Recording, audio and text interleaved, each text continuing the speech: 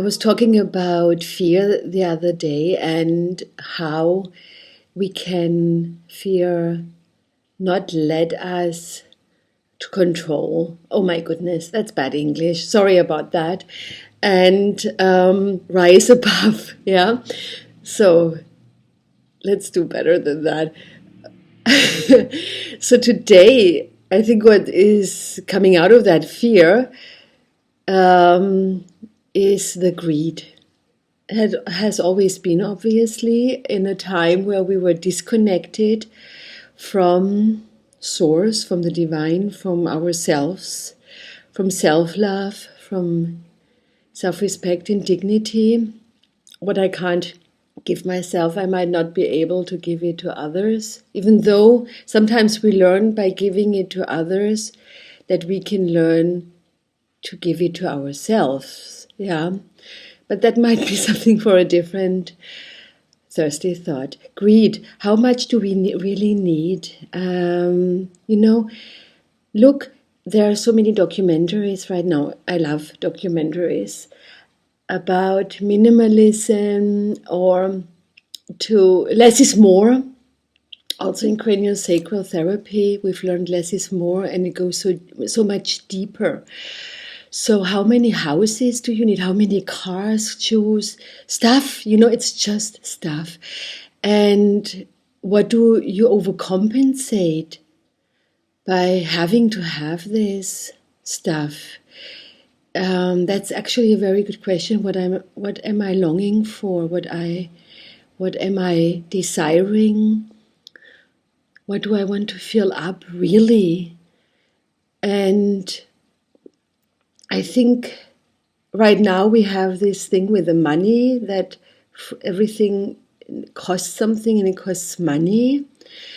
And of course, we try to live in that kind of reality. But I think underneath, we all suffer somehow that money can't be the right way on which the system is built in order to establish prosperity and abundance and wealth that comes from feeling happy, nourished, joyful, having good connections, having the connection to yourself and others so that everybody's taken care of. And I know that those thoughts might be a little bit ahead of time and not so much mainstream, but I think we often try to solve our conflicts by overcompensating and by consuming,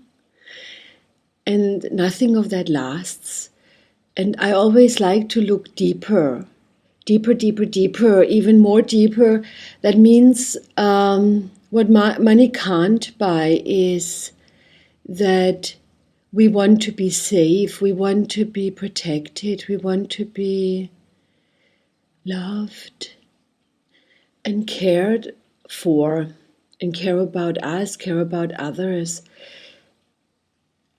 And the deeper thing is that I think the indigenous people all over the world were right when they said, it doesn't belong to you. Nothing belongs to you.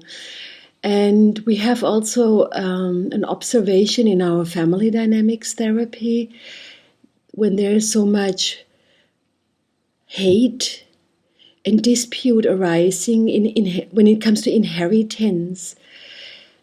And you can see that it didn't belong to the people who claim it in the first place.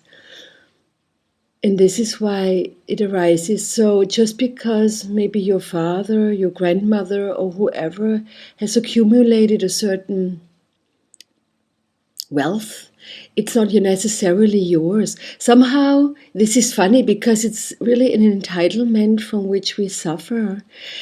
And we claim it and we put so much effort into it to be right and to have that.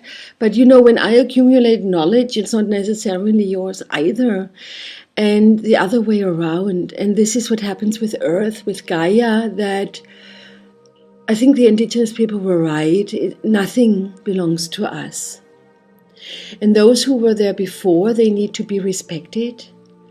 And at the end, we all go naked, and you leave it all behind.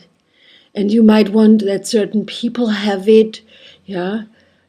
But, at the end, nothing belongs to us. It's all borrowed, which is good.